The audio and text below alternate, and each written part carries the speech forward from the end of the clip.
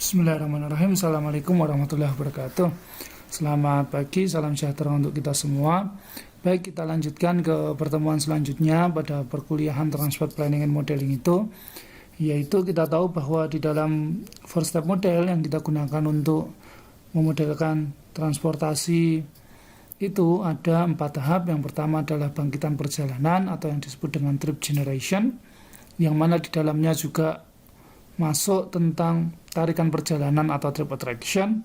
Kemudian yang kedua adalah trip distribution atau distribusi perjalanan. Kemudian yang ketiga adalah pemilihan moda-modal split. Kemudian yang keempat adalah pemilihan rute atau trip assignment. Maka pada pertemuan kali ini kita akan membahas tentang trip generation and trip attraction. Ya, jadi definisinya adalah trip generation stage atau tahap bangkitan perjalanan dari model transportasi klasik atau 4-step model bertujuan untuk memprediksi total perjalanan yang dibangkitkan dari sebuah zona dan yang ditarik menuju sebuah zona pada studi area. Nah, dalam kesepakatan yang dibuat, trip generation itu dilambangkan dengan OI atau origin dari zona I. Dan trip attraction itu disimbolkan di dalam DJ atau destination menuju zona J. Ya. Metode trip generation ini dapat dilakukan dalam beberapa cara. Yang pertama adalah kita memulai dengan perjalanan setiap individu atau dalam sebuah rumah tangga yang tinggal di sebuah zona. Itu cara pertama. Cara kedua adalah melihat dari properti sebuah zona, baik itu dari populasinya, dari jumlah penduduknya, jumlah mobil, dan lain sebagainya. Nah, ini seperti yang kita bahas sebelumnya. Ini ada kaitannya dengan model data yang sifatnya agregat atau disagregat. Ya.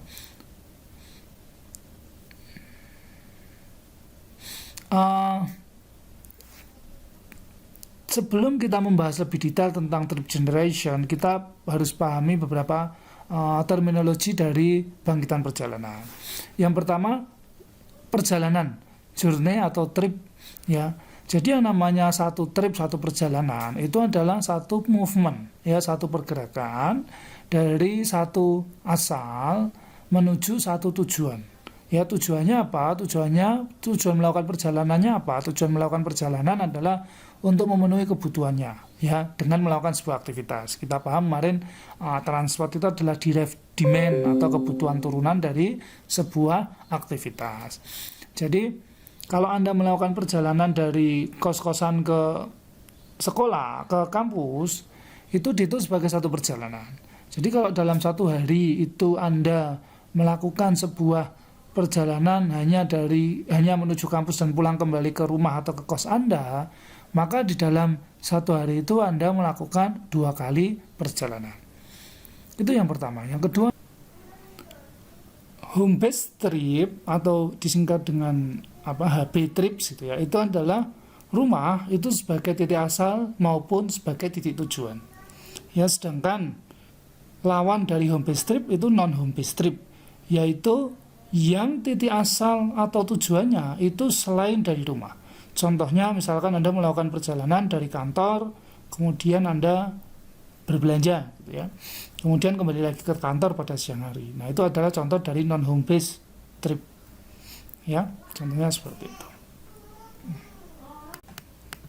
Baik, selanjutnya adalah trip production. Yang dimaksud trip production apa? Adalah rumah itu akhir dari sebuah perjalanan home base atau asal itu merupakan akhir dari sebuah perjalanan non home base. Untuk lebih jelasnya mungkin bisa kita lihat pada gambar ini. Jadi yang namanya trip production itu ketika home base trip, ya, home base trip itu yang ini. Home base trip itu yang ini, maka kita lihat di sini rumah itu memproduksi perjalanan. Ya, memproduksi perjalanan. Dan dia ketika walaupun rumah itu menjadi tujuan akhir, tapi dia tetap dianggap untuk memproduksi perjalanan, bukan menarik perjalanan. Ya, itu definisi yang pertama. Yang kedua adalah tempat kerja untuk perjalanan yang non home base. Tempat kerja itu juga akan memproduksi perjalanan. Ya, misalkan tadi dari tempat kerja untuk berbelanja, atau sebaliknya pulang dari berbelanja mau kembali lagi ke tempat kerja gitu, pada saat siang hari, maka tempat belanja itu juga akan memproduksi sebuah perjalanan. Ya, ini yang untuk kasus yang non home based trip. Kemudian selanjutnya adalah trip attraction. Ya, trip attraction itu definisinya non home selain rumah akhir dari sebuah perjalanan home base, dan tujuan itu menjadi akhir dari perjalanan non home base. Contohnya seperti ini. Ya, rumah itu tidak akan bisa sebagai trip attraction. Rumah itu pasti sebagai trip attraction. Dan tempat kerja, kalau dia melakukan perjalanan langsung dari rumah ke tempat kerja, maka tempat kerja menjadi trip attraction. Begitu sebaliknya, ketika dia pulang dari tempat kerjanya ke rumah, maka tempat kerja menjadi trip attraction juga. Tetapi beda kasus ketika di siang hari untuk non home based trip dia melakukan perjalanan berbelanja, gitu ya, kemudian balik lagi ke kantor. Nah, pada kasus ini maka tempat berbelanja itu menjadi trip attraction. Ya, sedangkan tempat kerjanya ketika dia melakukan perjalanan pulang dari berbelanja kembali ke tempat kerja itu menjadi trip attraction. Ya, jadi definisinya itu. Kemudian adalah trip generation, ya, yang akan kita bahas. Trip generation atau bangkitan perjalanan adalah total jumlah perjalanan yang dibangkitkan oleh sebuah rumah tangga dalam suatu zona, baik itu perjalanan home base maupun perjalanan non home base. Ya. Kemudian selanjutnya adalah trip chaining.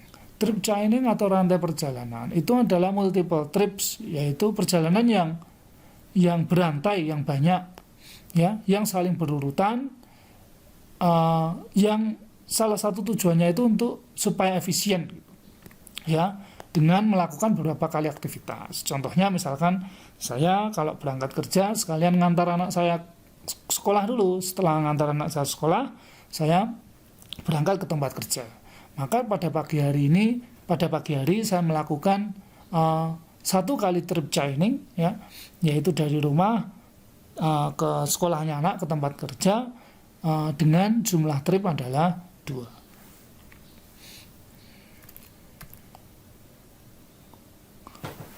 Kemudian tujuan perjalanan.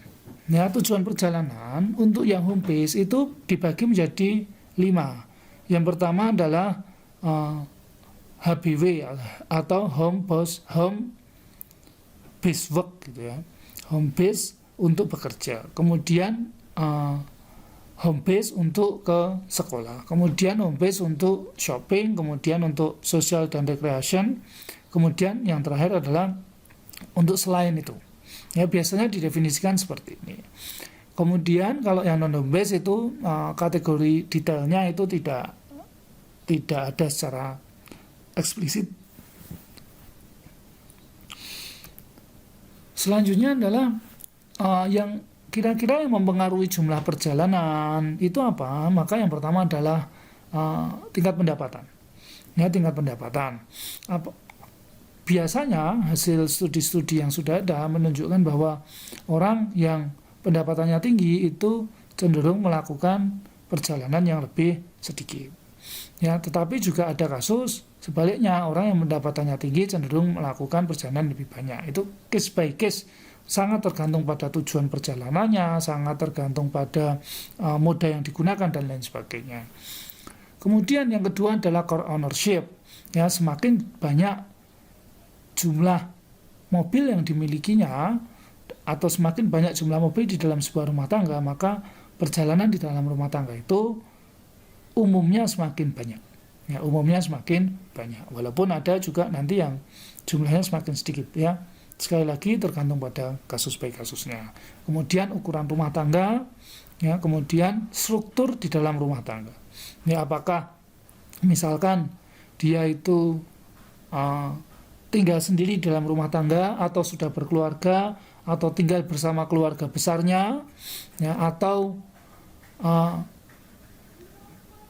kedua suami istrinya itu sama-sama bekerja atau salah satu yang bekerja gitu ya.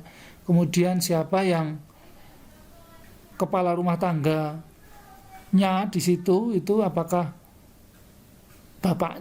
kepala rumah tangganya itu tinggal satu rumah dengan keluarganya atau tinggal di luar kota. Nah, itu sangat berpengaruh terhadap jumlah perjalanannya.